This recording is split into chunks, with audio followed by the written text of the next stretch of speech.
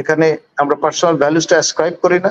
আর দ্বিতীয়ত পরিস্থিতি কিন্তু ঘোলাটে, এটা আমাদের স্বীকার করতেই হবে। আমাদের পক্ষে বিপক্ষে দেশের বাইরের নানান রকমের প্রচারণা কিন্তু চলছে।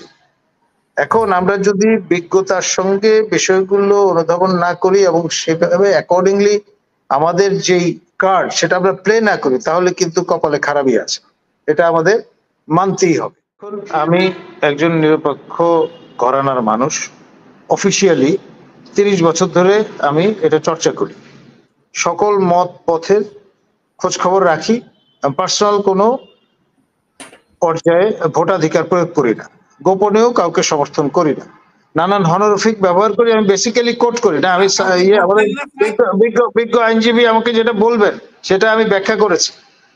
বেসিক্যালি আওয়ামী লীগের লেসপেন্সার যারা, তারা এই হনরফিক গুলি ব্যবহার করতো।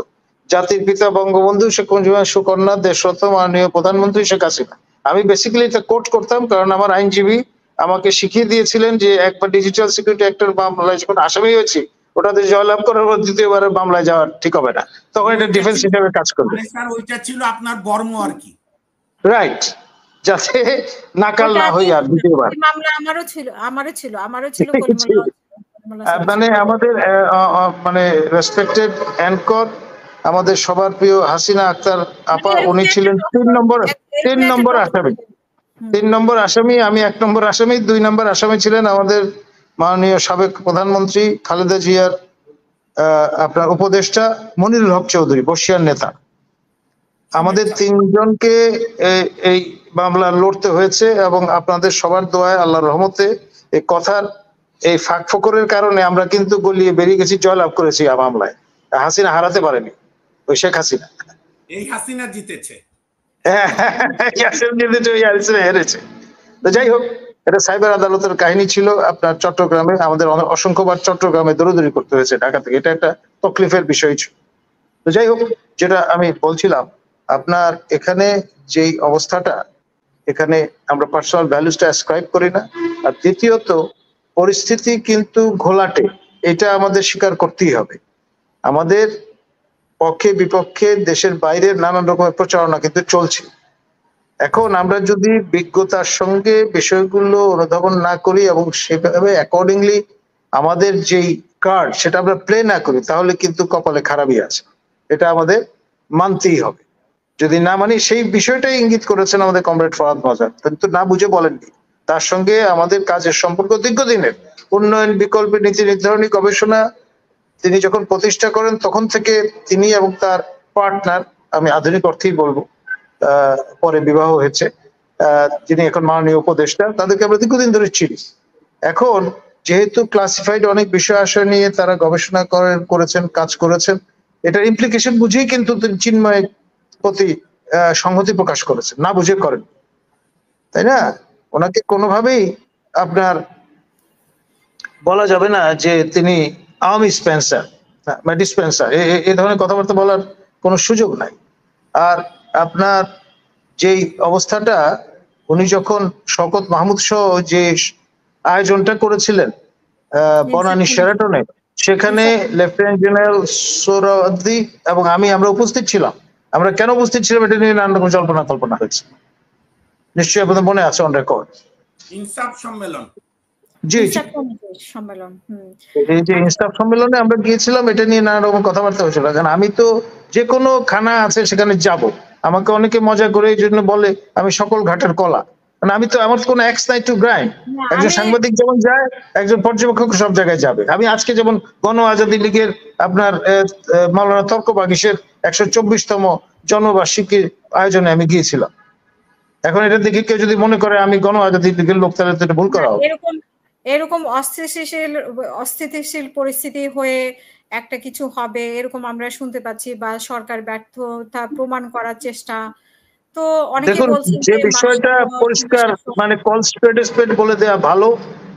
পানি সবসময় নিচের দিকে গড়ায়, এক নদীতে দুইবার গোসল করা যায় না।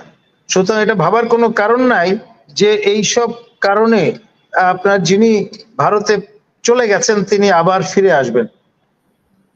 একবার যাকে দেখেছি আবার তাকে দেখতে চাই, হাতেম তাইয়ের এই ধাঁধা এখানে কার্যকর হবে না। With due respect. অসংখ্য ধন্যবাদ। আমরা শেষ করব। প্রদীপ চন্দ্র শেষ করবেন প্লিজ আপনার শেষ বক্তব্য।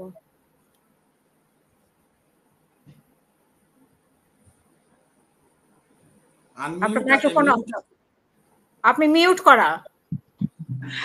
আমার সর্বশেষ কথা হলো দেশের আজকের যে পরিস্থিতি এবং যারা এই পরিস্থিতির জন্য যারা দায়ী, গত 16 বছর যারা শাসন করে গেছেন, তাদেরকে বিচার আওতায় আনা হোক প্রত্যেকটা ঘটনার জন্য। এবং আজকে গত 3 মাসে দেশে যে সমস্ত ঘটনা ঘটে যাচ্ছে, আমি মনে করি এগুলো বন্ধ হওয়া উচিত এবং দেশটা একটা ব্যালেন্স হোক। আপনার সকল ধর্ম মত এখানে একসাথে বসবাস করুক, একটা সুন্দর সম্প্রীতির উপরে ভিত্তি করে। দেশটা সুন্দর, আমার এই দেশটা অনেক সুন্দর দেশ, বিশ্বের কোথাও এত সুন্দর দেশ নাই। আমি অনেক দেশ ঘুরেছি আমি চাই এই দেশটা আরো ফ্লারিশ করুক, এটা আমার জন্মভূমি। আমি চাই না এই দেশ ছেড়ে কোথাও যেতে। আমি প্রতিটা রিলিজিয়নের প্রতি আমার সমান ভালোবাসা শ্রদ্ধা আছে। আমি চাই না এই দেশে শুধু ধর্মকে ব্যবহার করে সবাই রাজনীতি করুক, সেটা যেই হোক না কেন। আমি এই দেশের সকল মানুষের সার্বিক মঙ্গল চাই এবং যারা মারা গেছেন আমি চাই প্রত্যেকটা হত্যার বিচার হোক, তাদেরকে আইনের আওতায় আনা হোক, এই দেশটা আরো সমৃদ্ধি লাভ করুক। ধন্যবাদ। অসংখ্য ধন্যবাদ। মামুন ভাই, হ্যাঁ প্লিজ। আলিফ হত্যাকাণ্ডের দ্রুত চার্জশিট দাখিল হোক, ন্যায় বিচারের মাধ্যমে দোষীদের শাস্তি নিশ্চিত করতে হবে। দ্রুত বিচার আইনে সর্বোচ্চ 60 দিনের মধ্যে বিচার শেষ করতে হবে। তাতে যারাই জড়িত হয়, যে সংগঠনও জড়িত থাকে, তাদের বিরুদ্ধে ব্যবস্থা হবে। ইসকনের বিষয়ে রিট হয়েছে, অ্যাটর্নি জেনারেল সাহেব বক্তব্য রেখেছেন, আরো রাখবেন। আমার বক্তব্য, এখন যে ন্যারেটিভে আমরা আলোচনা করছি, এই ন্যারেটিভ চললে এটি আওয়ামী লীগের লাভ হবে। আমাদের ন্যারেটিভ কাউন্টার দিতে হবে। আওয়ামী লীগারদের বিচার দ্রুততার সঙ্গে শুরু হয়েছে, এটা আরো শেষ করতে হবে। আর সংস্কারের বিতর্ক করে নির্বাচনের দিকে এগুতে হবে, সবার প্রতি শ্রদ্ধা রেখে। অসংখ্য ধন্যবাদ। নাজমুল হাসান কলিমুল্লাহ স্যার, আপনি আর কিছু বলবেন না? আমরা শেষ করব। আমি যেটি বলবো যে, আমি বরাবর যেটা বলি, eternal vigilance is the price of freedom. আমাদের সর্বক্ষণ সতর্ক থাকতে হবে, কমপ্লেসেন্সির কোনো সুযোগ আছে বলে আমি মনে করি। ধন্যবাদ। অসংখ্য ধন্যবাদ আপনাদের তিনজনকে এবং প্রিয় দর্শক আপনাদের যারা শুনছিলেন তাদেরকে অসংখ্য ধন্যবাদ। আমরা চাই যে শান্তিপূর্ণভাবে, যে শান্তির জন্য এত কিছু হচ্ছে, একটা বিপ্লব হয়ে গেল, দুনিয়া সব মানুষ রাস্তায় নেমে এসেছে এবং সেটা যাতে বিফল না হয় সেটাই আমাদের কাম্য থাকবে। সবাই ভালো থাকবেন, সুস্থ থাকবেন। আল্লাহ হাফিজ। আসসালামু আলাইকুম।